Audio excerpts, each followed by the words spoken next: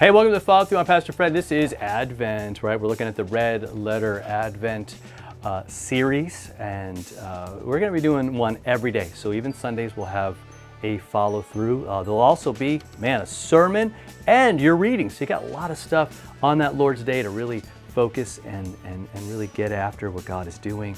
Today's passage on day 7 of Hope, right? This is the last day of Hope as we look at that one. John 4, verse 13, Jesus answered and he said, "Everyone who drinks this water will be thirsty again. But whoever drinks the water I give them will never thirst," right? We all have kind of that thirst, right? We get thirsty.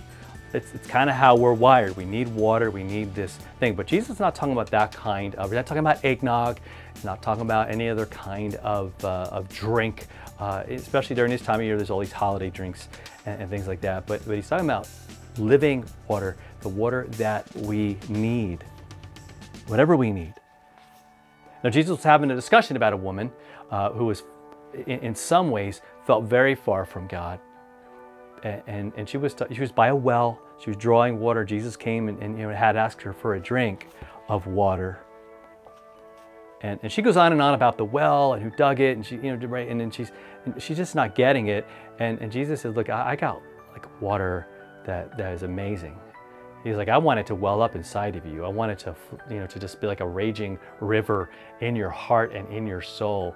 And what he was talking about was his forgiveness, God's love, his acceptance of you, even for a woman who had sinned and was just living in a really sinful situation at the time and really hopeless, looked down on everybody. She had to go to the well, not when everyone else went. She went when she kind of knew no one was there.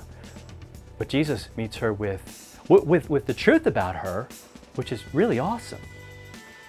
Because so often we think if somebody knew the truth about me, man, they would run, not Jesus.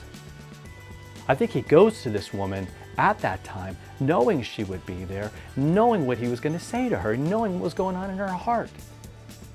And he said, "Yeah, I get it, but I've come to die for those things, to pay the price for those things." And that's what he's saying to you now, that you might have his kind of hope, that your past and maybe even your present doesn't rule out God loving you. It doesn't separate, right, you from him for eternity. No, because he did something about it. And what he's saying is believe it, trust in me, know that I died for you, know that I love you,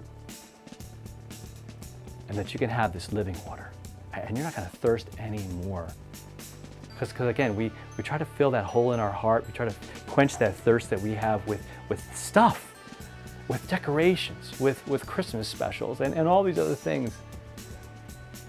And as I said earlier in the week, it might give us a little bit of hope, but then that's going to get extinguished by the next problem. But Jesus is there like when the next problem hits, and he's gonna be there. He's there right now, and he loves us. So let's hold on to him. Let's embrace and unbox this gift of hope, a hope that he gives to us, all right? Have a great rest of your day, and we'll talk to you next time.